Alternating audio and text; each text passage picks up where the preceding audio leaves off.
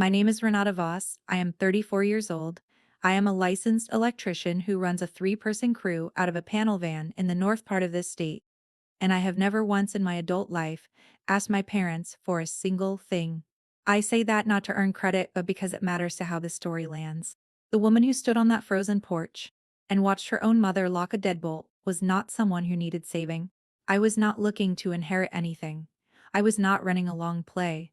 I was just the one person in my family of four who still had enough human decency left to push an old man's wheelchair. My grandfather's name was Edmund Voss. People who knew him in his working years called him Ed. His hands were large and always scarred, in exactly the places your hands get scarred when you spend 40 years running machinery and arguing with wood. He had a stroke 2 years before this night, and the stroke took his right leg's reliability, the way a slow tide takes sand, not all at once, not dramatically, just steadily, until one morning you notice the beach is smaller than it was. After the stroke, he used a chair most of the time, but he refused an electric one. He said if he couldn't push himself across a room, then somebody had already won. He was 79 years old, and he still pushed himself across rooms. He had moved into my parents' house in Dearborn after the stroke because that's how it looked on paper. Son takes in the aging father, the right and decent thing. My parents' house in Dearborn was a four-bedroom colonial on Ashfield Road, with good bones and a deep garage and a finished basement they used for storage. Ed moved into the first-floor guest room in September. By November, my mother, Patricia, was mentioning his medications in the same tone she used to mention car payments. The night they put us on the porch, I had brought my grandfather there for Thanksgiving. That sentence sounds simple, and it is not.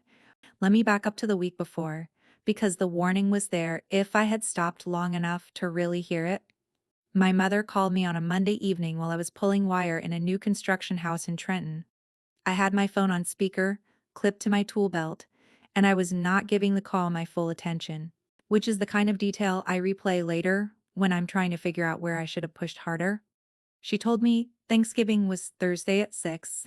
She said the Hannigans were coming, her sister Bev's family. 4 adults and 2 teenagers, people I'd seen twice in the past 6 years. She said the table was already tight, and then, in the voice she used for things she had already decided, she said it would be easier on everyone if Grandpa Ed had his meal earlier before guests arrived. In his room, she called it letting him rest. I kept pulling wire. I said he's been resting since September, Mom. He's not tired. He's 79 and bored. She said she just wanted the evening to go smoothly. I said I'd bring him at 5:30, which was 30 minutes before the official start, so he would already be settled when the Hannigans arrived and no one would have to make a production of the wheelchair in the entryway. She said fine in a way that meant the opposite. I should have understood right then that the wheelchair was not the real problem. It never is. In families like mine, the wheelchair was just the thing they could point to. The real problem was that my grandfather's presence in any room made my father, Dennis, walk differently. A little smaller, a little quicker, like a man who has put something in a drawer and lives in low-level terror to that someone is going to open it. I didn't understand that then. I understood it later, in a lawyer's office, when the contents of that drawer were laid out across a conference table in front of 6 people. I grew up in Dearborn knowing the broad shape of what my grandfather had been. He had run a furniture company, Voss, millwork, for most of his adult life, custom pieces, mostly dining tables, built-in bookshelves, kitchen islands, that kind of work, not mass production, not a showroom brand. The kind of company where the owner knows every client by name and sometimes gets invited to the wedding because the family heirloom table he built ended up being the thing everyone stood around when the pictures were taken. I knew the company had closed. My father had told me it closed because the market shifted, because custom furniture couldn't compete with the flat pack volume retailers coming out of the import chains in the late 90s. My father had told me this story with the practiced ease of a man who has told a story so many times it has stopped feeling like a story and just feels like history. None of it was true, but I am getting ahead. What I knew about my grandfather in the years after the stroke was mostly small and specific. He carved wood in his spare time, not furniture, just small things. Figures, animals mostly. The kind of work you do with a pocket knife and a block of scrap pine when your hands still need to move and your legs won't cooperate. I had watched him make them my whole life. He kept a Mora 120 whittling knife. the short-bladed Swedish one you can find at woodcraft stores, and a folding optional number 8. And he used whichever one his mood called for that particular hour. His hands moved with the unhurried precision of a man who had been cutting a long grain for 60 years and no longer needed to think about it. The things he made were small and exact. A bear mid-stride, a heron with its neck bent, a dog in the particular alert posture of a dog who has heard something in the next room and isn't sure whether to care. He gave them only to specific people. I did not know the rule governing who received them until close to the end. And when I finally understood the rule, it rearranged everything I thought I knew about my family's whole history. There were no figures on any shelf in my parents' house. I had noticed this without knowing I had noticed it. Some questions live in you below the surface for years, before they come up for air. I arrived at the house on Ashfield Road at 5:25 on Thanksgiving Thursday, with my grandfather in the passenger seat of my F-150, his folded wheelchair in the back seat, and a Dutch oven of his braised short ribs riding in a quilted carrier on the floor behind him. The recipe was his: beef short ribs braised low for 4 hours with Progresso beef broth, crushed San Marzano tomatoes, half a bottle of decent Montepulciano, dried thyme, and a Parmesan rind dropped in the last hour, which was the trick, the thing that made the sauce taste like it had been thinking about itself all afternoon. He had taught me to make it when I was 12 and had supervised every batch I'd made. Since, with the evaluative silence of a man who had strong opinions and the patience to wait until the right moment to share them. My mother met us at the door. She looked at the Dutch oven before she looked at either of us. She said there wasn't room on the stove. I said I'd find room. I got my grandfather's chair out of the back seat, set it up at the base of the 3 porch steps, and helped him down into it the way we had worked out over the previous months. His left hand on my shoulder, his right hand on the railing, his good left leg taking the first step, and then a controlled drop into the seat while I kept the chair from rolling. We had it down to about 12 seconds. He made a small sound every time his weight hit the seat because the cushion was too thin and he refused to admit it bothered him. And I had stopped pointing it out because some battles belong to the person fighting them. Inside, the house was warm and smelled like my mother's green bean casserole, which she made every year, with Campbell's cream of mushroom soup and French's crispy fried onions on top. The exact recipe. Off the back of the can. The same thing every single Thanksgiving, and there was something both comforting and melancholy about that smell. Now that I am older, it is the smell of a family that had the form of tradition, without the substance of it. The dining room table was set for 9, there was not a space at it for a 10th. My grandfather rolled himself to the doorway of the dining room and looked at the table the way a craftsman looks at other people's work, not unkindly, but with complete honesty. He said nothing. He turned his chair and rolled himself toward his room without being directed. That was the moment I should have taken him home. Instead, I followed my mother into the kitchen and asked where we were, setting a place for him. She said the table was full. I said we could add a leaf. I knew where the leaf was. Second shelf of the garage storage unit, behind the Christmas bins, where it had lived for the 9 years since my parents stopped hosting the whole family. I had helped put it there. I knew the exact shape of that shelf. My mother said we weren't setting up the leaf for one person. I said, he's your father-in-law, and this is his son's house, and I am not going to go in there and tell him to eat in his room on Thanksgiving. My mother set down the basting brush she was holding. She turned to face me in the particular way she had when she was done performing Patience. She said, Dennis and I have been managing his care for 2 months, and we didn't ask for opinions from people who show up twice a month with a pot of food and think that counts. I kept my voice level. I said, I have offered 3 times to take on more of his care, and you have told me each time it was handled. So let me help now. I will get the leaf from the garage and set the table myself, and you won't have to lift a finger. She said, leave the leaf where it is. That was where my father walked in. Dennis Voss was 61 at the time, a man who had spent his life in regional sales for a building materials distributor and had the particular posture of someone who has attended thousands of meetings without ever running one's shoulders. Slightly forward, a quality of permanent near apology, he looked at the two of us, read the room in 1 second, and said to me, not to her, don't start. I said, I am asking for a place to be set at the table for your father. My father said, he's fine where he is. I said, he is in his room by himself on Thanksgiving. because neither of you wanted the inconvenience of a wheelchair at the table, and you should be able to say that out loud if you're willing to do it. The Hannigans arrived at that exact moment. The doorbell, the shuffle of coats, the smell of cold air and Bev's perfume. Estee Lauder beautiful, the same bottle every year, and my parents' faces, rearranging themselves from what they actually were into what they showed company. My mother smiled and moved toward the door with the warm, practiced ease of a woman who had kept two separate versions of herself running in parallel for so long she could switch between them, between one room and the next. My father looked at me for 1 second before he turned to follow her. He said quietly, "Just for me, this is not your house. Don't make it your problem." I went to my grandfather's room. He was at the small table near the window, his Mora knife out, a block of basswood in his left hand, and he was already cutting, the slow, curling strokes, his hands moving the way they moved when he wanted to think without the thinking being visible. I sat in the chair across from him. I said nothing, he said nothing. We could hear the Hannigans settling in, my mother laughing the company laugh, the sound of bottles being opened in the kitchen. After about 4 minutes, my grandfather set the block down and looked at me. He said, "You've got her eyes, you know." My mother? The same color and the same habit of going quiet when they're deciding something. I said, "I don't know what I'm deciding." He said, "Yes, you do." He was right. I had already decided. I just hadn't admitted it to myself yet. We ate the short ribs in his room, the two of us, off the plates I'd brought from the kitchen, while my mother was occupied. I slid the Dutch oven onto the corner of his dresser and served us both from it.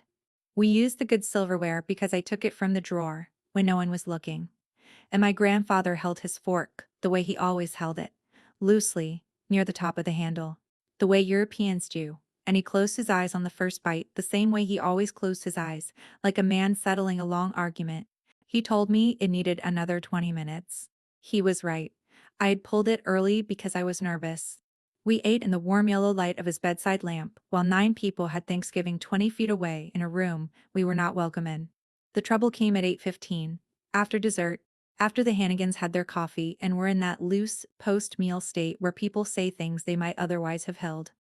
My father appeared in the doorway of the guest room, with his jacket already on, not to say goodbye, to finish something. He looked at the Dutch oven on the dresser, at the two of us at the small table, at the silverware I had borrowed. He said, "I want you both out by 9. My grandfather looked up from the small figure he had returned to carving. He did not look surprised. He said, "All right, Dennis." That was the whole of his response. "All right, Dennis." 3 words in the even tone of a man who has been expecting a bill to come due, and is simply noting that it has arrived. My father looked at me, I looked at him. I said, "Why?" He said, "Because this is my house and I am telling you to leave." I said, "Is this because I asked for a place at the table, or is this something older than tonight?" He did not answer that. He stood in the doorway for 3 more seconds and then he left. I heard him telling my mother in the kitchen, and I heard her voice rise slightly and then fall flat into the specific silence of a woman who has agreed to something she knows is indefensible, but is choosing the path of least cost to herself anyway. By 8:55 I had my grandfather's coat on him, the heavy wool one, the charcoal wool rich he'd had for 20 years, the kind of coat that had survived enough winters to know how to do its job, and his blanket across his knees, and his small bag of medications in the canvas tote I'd brought from the truck. His Mora knife was in his breast pocket. The basswood block was in the tote. My mother stood near the front door. She was not crying. She was not angry. She was doing the thing she did when she had crossed a line she knew she had crossed. She was very still, very composed. And she was looking at a point slightly to the left of wherever anyone was actually standing. My father had his hand on the door. My grandfather rolled himself toward the door without help. He stopped at the threshold and looked at my father for a long moment. Then he said the thing I was not expecting. He said, "I know what you did, Dennis. I have known for 26 years. I just needed to know whether you'd gotten better or stayed the same." My father's face did something complicated and fast. My grandfather said, "You stayed the same." Then he rolled himself over the threshold and onto the porch, and the cold came in hard and real. And I got behind the chair, and we went down the 3 steps together, the way we always did it. And the door closed behind us. And then, 12 seconds later, I heard the deadbolt. We had no coats thick enough and no destination planned. and the temperature was sitting at 11 degrees, with a wind that was trying to get lower.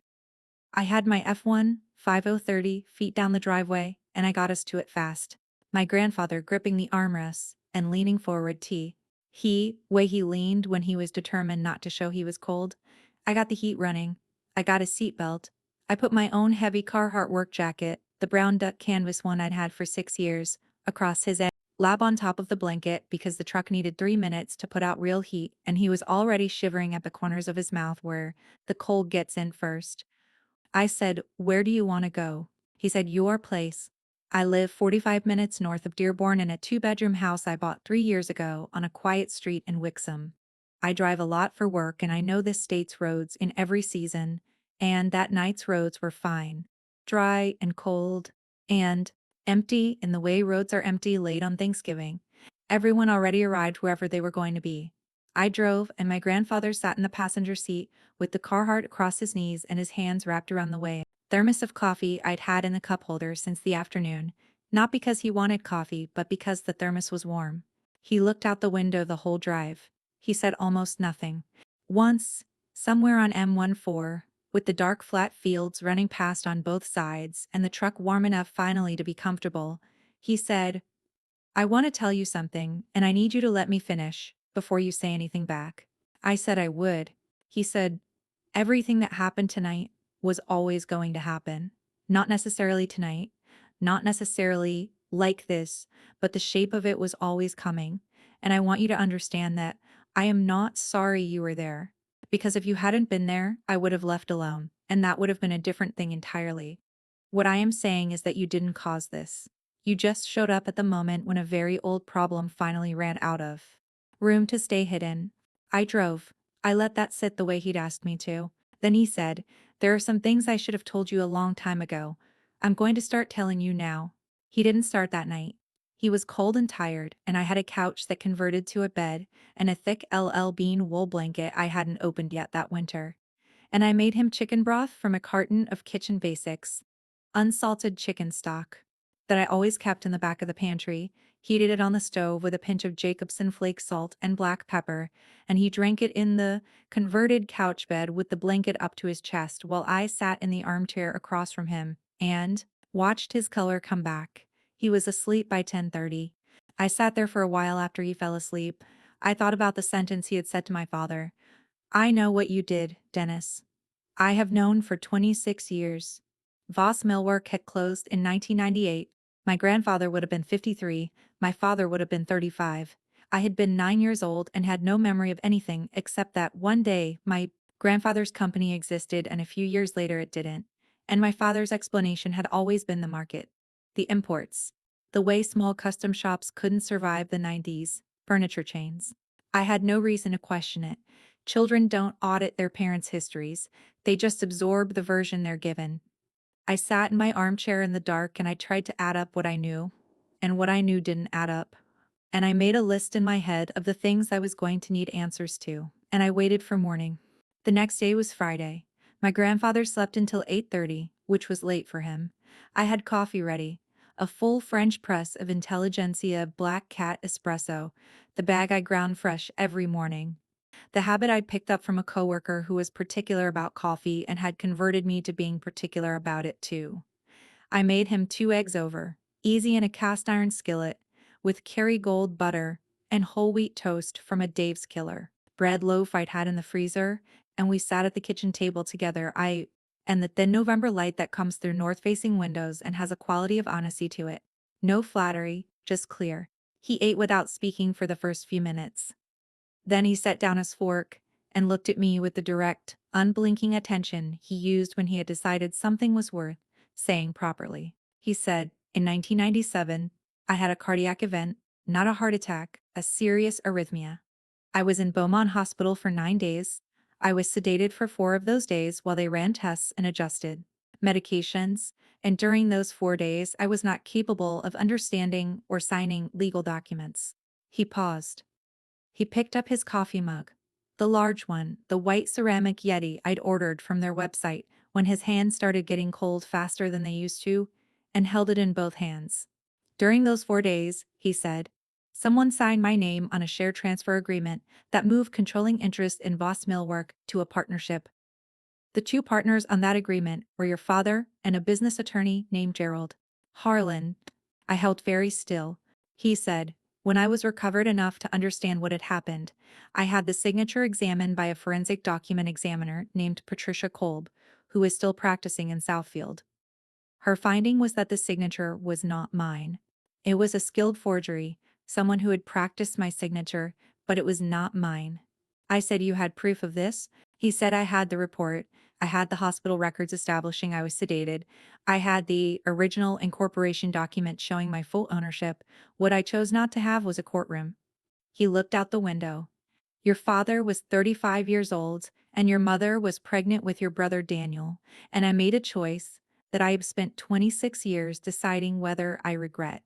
I said, what did you do? He said, I let them keep the company, and I started over. He said it the way you say something that has cost you everything and still believe was the right decision.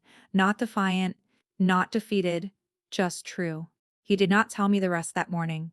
What he told me was enough to rearrange every wall in the house of my understanding of my own family, and I could see that telling it had tired him in the specific way that carrying a thing tore 26 years and then setting it down tires.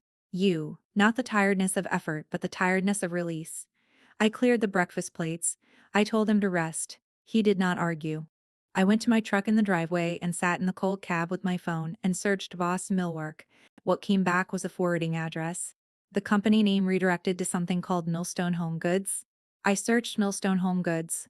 What came back was a mid-size regional manufacturer based in Pontiac, Michigan. Annual revenue figures in the trade publications that put it solidly in the upper middle tier of the regional custom furniture market, still operating, still profitable, still with my grandfather's original client network and regional reputation under a different name. I searched Gerald Harlan. He was still practicing estate law, primarily, an office in Bloomfield Hills. I sat in the cold truck for a long time. When I went back inside, my grandfather was not resting. He was at the kitchen table with the basswood block and the Mora knife. He was cutting something small and careful. He looked up when I came in. I said, I need to ask you something and I need you to tell me the truth. He said, I haven't lied to you once in 34 years. I'm not starting today. I said, is there a lawyer, someone you have trusted with documents? He looked at me steadily for a moment. He said, there is a man named Thomas Okafor. He has been my attorney for 22 years. His office is in Ann Arbor. He knows everything, and he has had instructions from me in a sealed envelope for the past 4 years about when and how to act on what he knows. I said, what were the instructions? He said that if I was ever removed from a residence or separated from a family member who had been providing my care by means of coercion or force, he was to act immediately, not after I was gone. Immediately. He looked back down at the basswood block in his hand. He made one careful cut. A curl of pale wood fell onto the newspaper he'd spread on my kitchen table. He said, I expect he will have received notification by now. He set up an alert. There is a caregiver monitoring application on my phone, MindMate, that logs my location and flags when it changes unexpectedly at night. It flagged last night. Thomas will have seen it this morning. I said nothing for a moment. Then I said, he set up an alert so he would know if something like last night happened. My grandfather said, I told you. I knew the shape of it was coming. I just didn't know the night. He held up the basswood block. It was beginning to take the form of something, though I couldn't yet tell what. He turned it in his fingers slowly. He said, Thomas Okafor will be at your parents' house tomorrow morning at 9. There are documents he has been holding in trust for 6 years, and there are actions he is authorized to take that I have been preparing for quite some time. I said, what kind of actions? He said, the corrective kind. I asked him that evening, while we were eating leftover braised short ribs, reheated in a stout cast iron skillet on medium low. The second heating, always better than the first. The sauce reduced and deeper. I asked him what he had built. In 22 years of starting over, he was quiet for long enough that I thought he had decided not to answer.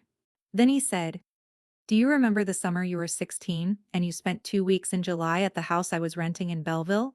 The house with the big workshop in the back? I said I remembered. He said, Do you remember the pieces I was working on that summer? The dining table with the breadboard ends and the farm-style stretcher base? The pair of side tables with the hand-cut dovetails? I said I remembered. I had thought of that workshop many times since. It had smelled like sawdust and linseed oil and something clean and definite, and he had let me help sand a tabletop for 3 hours one afternoon.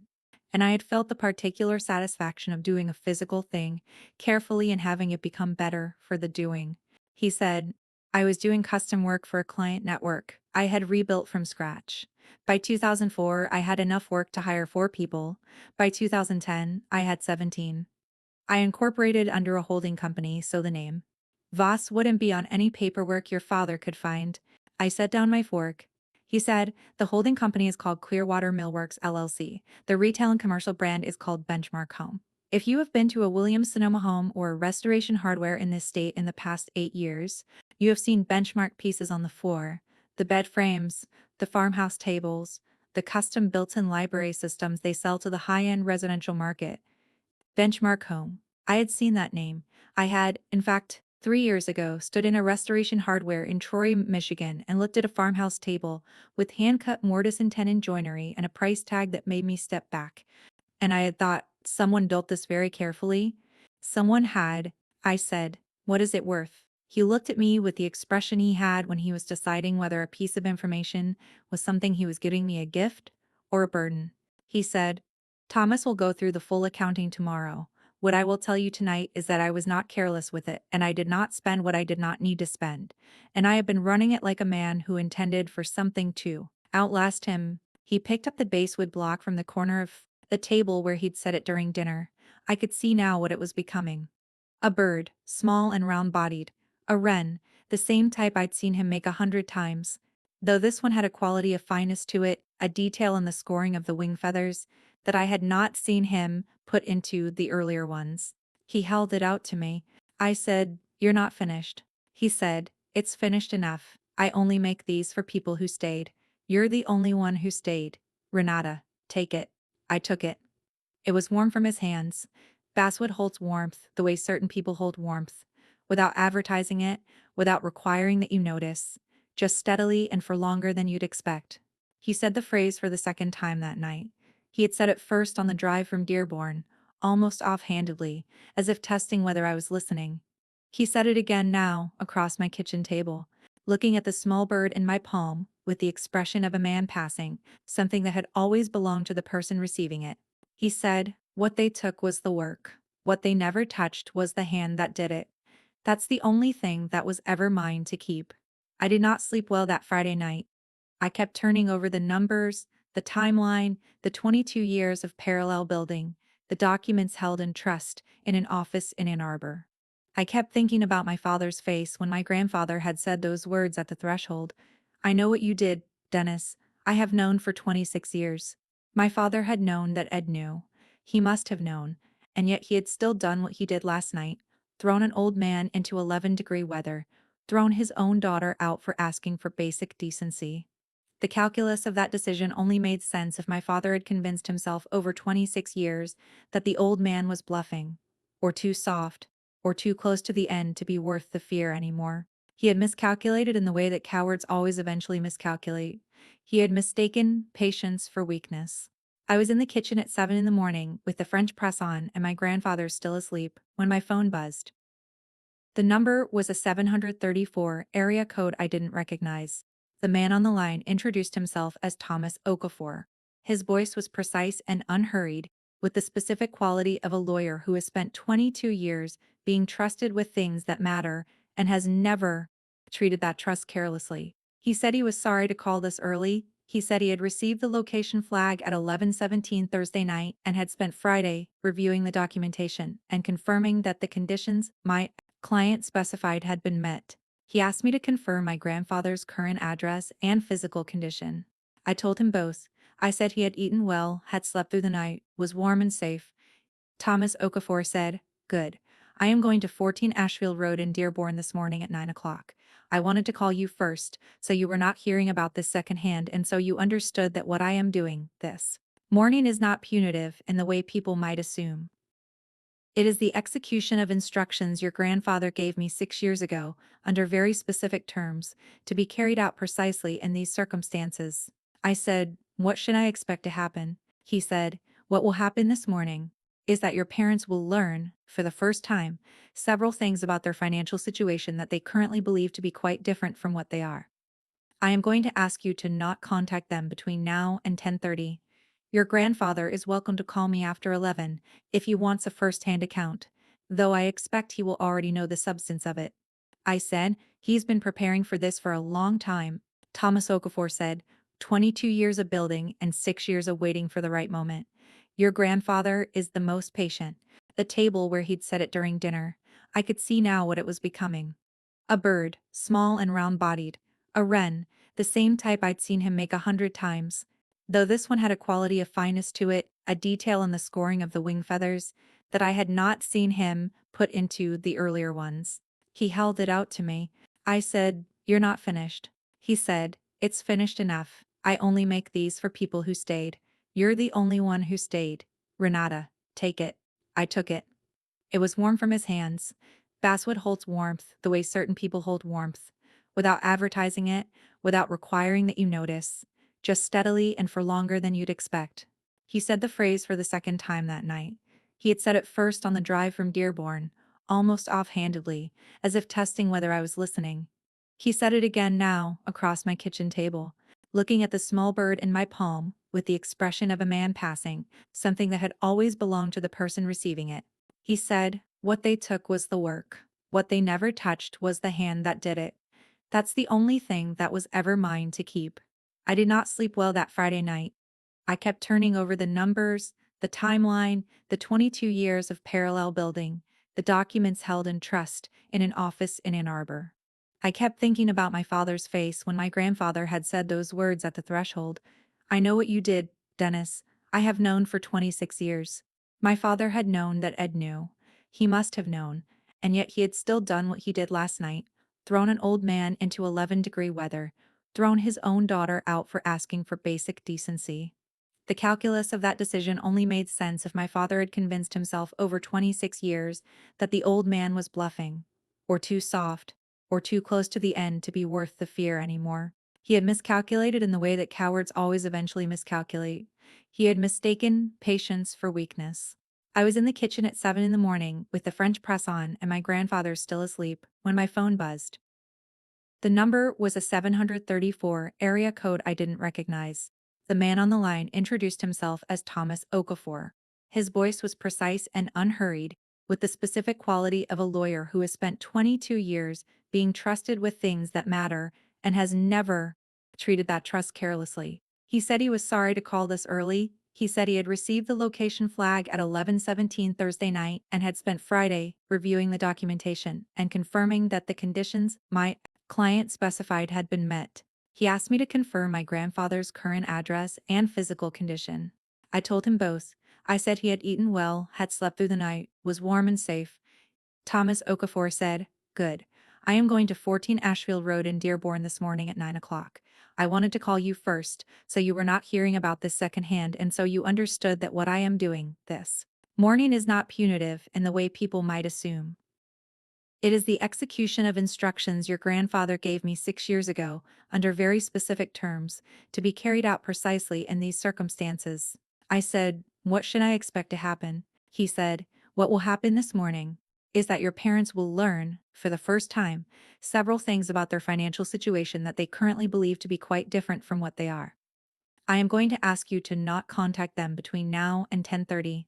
Your grandfather is welcome to call me after 11 if he wants a first-hand account, though I expect he will already know the substance of it."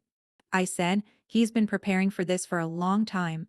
Thomas Okafor said, "22 years of building and 6 years of waiting for the right moment. Your grandfather is the most patient man I have ever represented, and I have been practicing for 31 years. I thanked him. He hung up.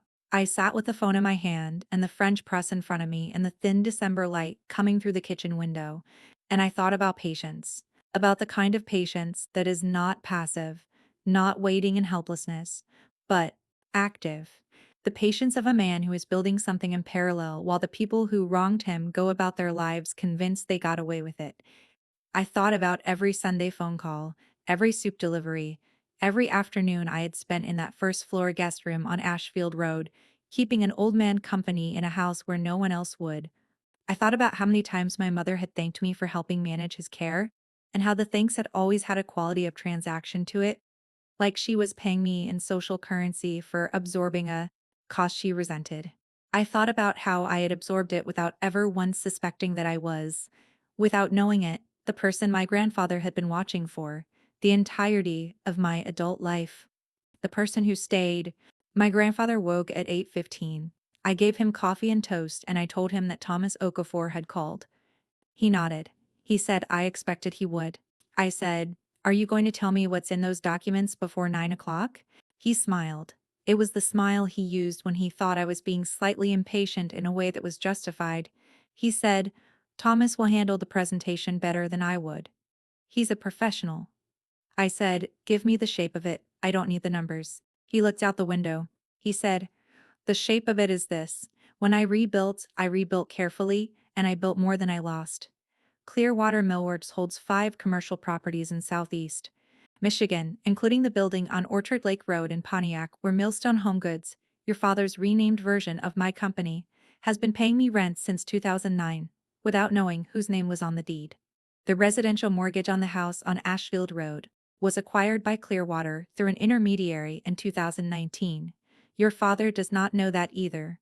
And the original share transfer agreement, the forgery, has been in Thomas N's vault since 2001, with Patricia Cold's forensic report attached. Waiting. He said waiting, the way you say a word when it has been a patient thing and is now no longer required to be. I said, the mortgage date, they have been paying the mortgage to you. He said to Clearwater, which I own. I said for 5 years. He said for 5 years. He picked up the basswood block from the table. There was a second piece he had been working on since the morning. Something smaller than the wren he'd given me. He turned it in his fingers, without cutting.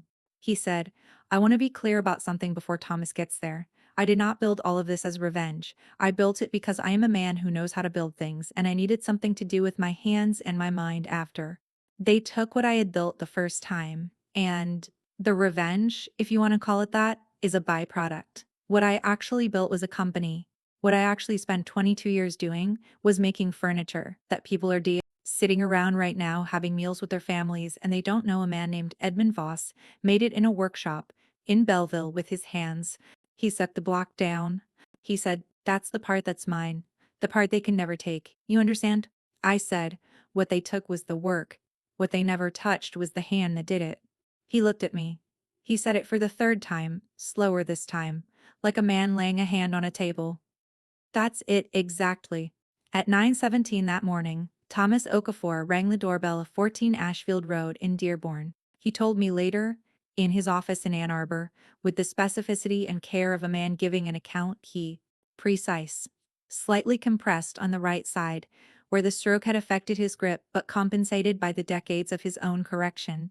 Thomas read it aloud. I know because I have read it myself many times since Thomas gave me a copy. It said, Dennis, I am not writing this to wound you further than the facts already do. I am writing it because I have carried this silence for your sake and I am done carrying it. What you took from me was a company. What you did not take, because it cannot be taken, is the knowledge of how to build one. I built another. I have spent 22 years building something larger and more lasting than what you forged your way into, and it has given me the only satisfaction I required. The satisfaction of a man who knows what his hands are capable of, regardless of what someone else decides to do with the work they produce. I do not expect an apology. I am past the point where one would change anything.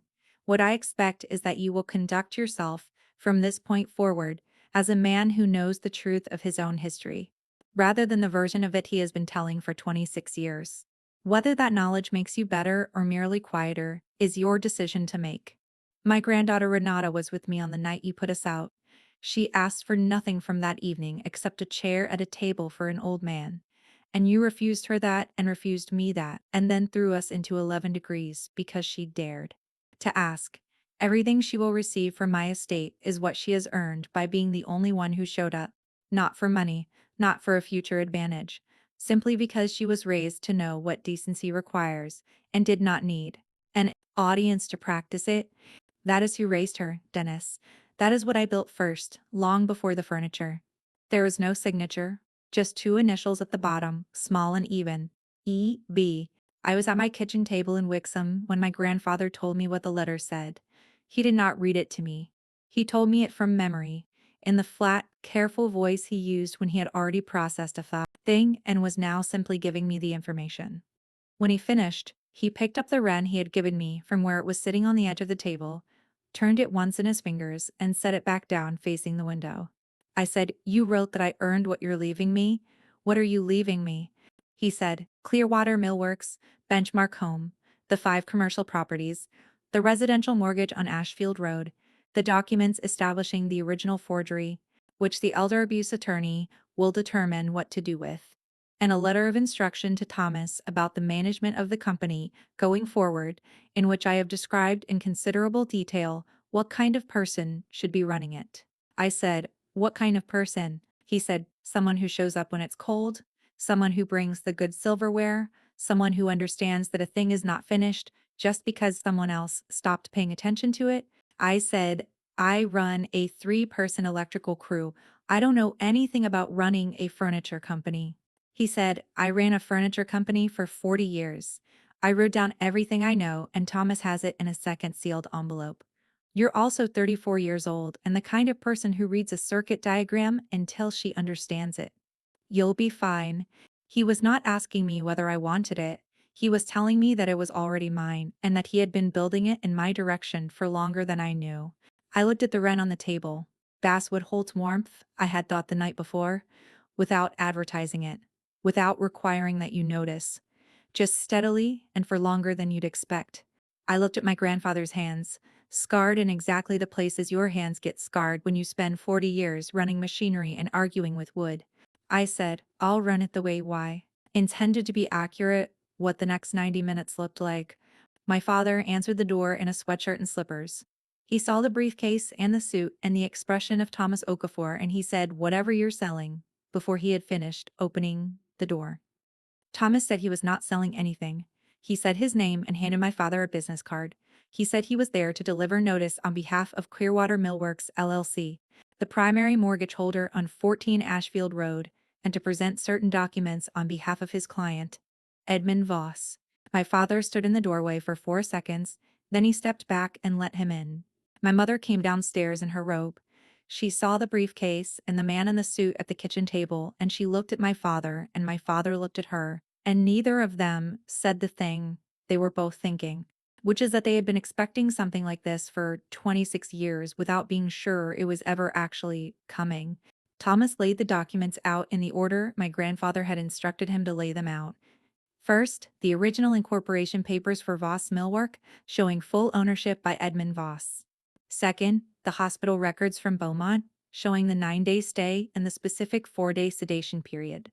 Third, Patricia Kolb's forensic examination report, dated 1998, finding that the signature on the share transfer agreement was not the signature of Edmund Voss. Fourth, the share transfer agreement itself with the 2 names on it, Dennis Allen Voss and Gerald Harlan, attorney at law. My father, according to Thomas, sat down when he saw his own name on the 4th document. He sat down the way a man sits down when his legs make the decision before his mind does. Fifth, the deed to the building on Orchard Lake Road in Pontiac, showing Clearwater Millworks LLC as the owner of the property that Millstone Home Goods, my father's renamed company, had been leasing for 15 years. Sixth, the assignment of mortgage on 14 Ashfield Road, Clearwater Millworks LLC as the lien holder. The monthly payment my parents had been making to what they believed was a Dearborn Community Credit Union refinance since 2019 had been routed, through a service intermediary, to an account controlled by Clearwater. My father had been paying rent on his own house to his own father for 5 years. My mother cried. Thomas told me she cried immediately and continuously, which he described not as grief but as the specific release of someone who had been waiting for a specific thing to arrive, and now that it had arrived was discovering that the waiting had been its own wait. He said she did not ask Thomas to leave. She sat at her own kitchen table and cried. My father asked no questions for the first 40 minutes. He sat with the documents in front of him and said nothing. Thomas waited. A good attorney, my grandfather had told me, knows that silence after a document is laid on a table is not emptiness, but the sound of a person's understanding reorganizing itself, and you do not interrupt it. My father finally said, "What does he want?" Thomas said he wanted you to know. That was the first thing. The second thing is that the mortgage obligation continues unchanged and the lease on the Orchard Lake Road property continues on its current terms. He is not calling any note. He is not filing a civil action at this time. He has referred the forensic report and the underlying documents to an attorney who specializes in financial elder abuse. And that attorney will be determining independently what, if any, criminal referral is appropriate for the conduct that occurred in 1997. That determination is not within Mr. Voss's control to stop, even if he wished to. My father said, "What does he want from me personally?" Thomas said he opened the final document in the stack, a letter, handwritten, on plain white paper. My grandfather's handwriting. Small. Precise. Slightly compressed on the right side, where the stroke had affected his grip but compensated by the decades of his own correction. Thomas read it aloud. I know because I have read it myself many times since Thomas gave me a copy. It said, "Dennis, I am not writing this to wound you further than the facts already do. I am writing it because I have carried this silence for your sake and I am done carrying it. What you took from me was a company. What you did not take, because it cannot be taken, is the knowledge of how to build one. I built another. I have spent 22 years building something larger and more lasting than what you forged your way into, and it has given me the only satisfaction I required, the satisfaction of a man who knows what his hands are capable of, regardless of what someone else decides to do with the work they produce. I do not expect an apology. I am past the point where one would change anything. What I expect is that you will conduct yourself, from this point forward, as a man who knows the truth of his own history, rather than the version of it he has been telling for 26 years. Whether that knowledge makes you better or merely quieter is your decision to make. My granddaughter Renata was with me on the night you put us out. She asked for nothing from that evening except a chair at a table for an old man. And you refused her that and refused me that, and then threw us into 11 degrees because she dared to ask. Everything she will receive from my estate is what she has earned by being the only one who showed up, not for money, not for a future advantage, simply because she was raised to know what decency requires and did not need an audience to practice it. That is who raised her, Dennis. That is what I built first, long before the furniture. There is no signature, just two initials at the bottom, small and even. E.B. I was at my kitchen table in Wixom when my grandfather told me what the letter said. He did not read it to me. He told me it from memory, in the flat, careful voice he used when he had already processed a thing and was now simply giving me the information. When he finished, he picked up the wren he had given me from where it was sitting on the edge of the table, turned it once in his fingers, and set it back down facing the window. I said, "You wrote that I earned what you're leaving me. What are you leaving me?" He said, "Clearwater Millworks, Benchmark Home, the 5 commercial properties, the residential mortgage on Ashfield Road, the documents establishing the original forgery, which the elder abuse attorney will determine what to do with, and a letter of instruction to Thomas about the management of the company going forward, in which I have described in considerable detail what kind of person should be running it." I said, "What kind of person?" He said, "Someone who shows up when it's cold, someone who brings the good silverware, someone who understands that a thing is not finished just because someone else stopped paying attention to it." I said, "I run a 3-person electrical crew. I don't know anything about running a furniture company." He said, "I ran a furniture company for 40 years. I wrote down everything I know, and Thomas has it in a second sealed envelope. You're also 34 years old and the kind of person who reads a circuit diagram until she understands it. You'll be fine." He was not asking me whether I wanted it. He was telling me that it was already mine and that he had been building it in my direction for longer than I knew. I looked at the wren on the table. Basswood holds warmth, I had thought the night before, without advertising it, without requiring that you notice, just steadily and for longer than you'd expect. I looked at my grandfather's hands, scarred in exactly the places your hands get scarred when you spend 40 years running machinery and arguing with wood. I said, I'll run it the way why. Ow, you built it? He said, I know. Off institutions, the way my grandfather had always intended, not through grief or anger or public drama, but through the reliable, slow machinery of the law applied to documented facts. The elder abuse attorney, a woman named Constance Mwangi, who practiced out of Lansing and had a reputation in that specialty that Thomas described as surgical, reviewed the 1997 documentation and the hospital records, and Patricia Kolb's forensic report and concluded that the conduct, while outside the criminal statute of limitations, for the forgery itself, generated adequate basis for civil action and for referral regarding the conduct of Gerald Harlan, who had been the attorney of record on the fraudulent transfer and was still an active member of the Michigan State Bar.